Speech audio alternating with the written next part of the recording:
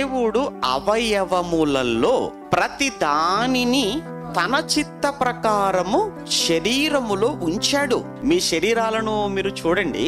రూపం అమ్మ రూపం కావచ్చు, పోలికలో నాన్న పోలికలో మీరు ఉండొచ్చు.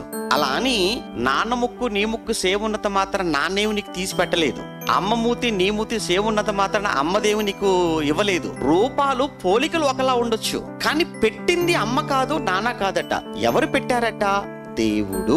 దేవుడి ఇష్టం కొరకు అవయవాలను శరీరాలలో పెట్టాడు. ఎందుకయ్యా ఈ శరీరంలో ఈ అవయవాలు పెట్టావు అని ఒకవేళ పెట్టిన దేవుని అడిగితే, నా ఇష్ట ప్రకారంగా పెట్టాను. మీ ఇల్లు ఏమంటే మీకు ఇష్టమైనట్టుగా మీరు కట్టుకోవాలనుకుంటారు, మీకు ఇష్టమైన కారు మీరు కొనాలనుకుంటారు, మీకు ఇష్టమైన మొబైల్ మీరు కొనాలనుకుంటారు, మీకు ఇష్టమైన బైక్ మీరు కొనాలనుకుంటారు. మీకు ఇష్టమైన బైకు, మీకు ఇష్టమైన మొబైలు, మీకు ఇష్టమైన ఇల్లు, మీకు ఇష్టమైన కారు, అది మీ ఇష్టం.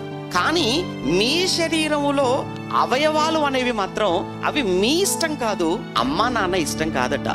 దేవుని ఇష్ట ప్రకారంగా ఆయన ఈ శరీరములో ఈ అవయవాలను పెట్టాడు.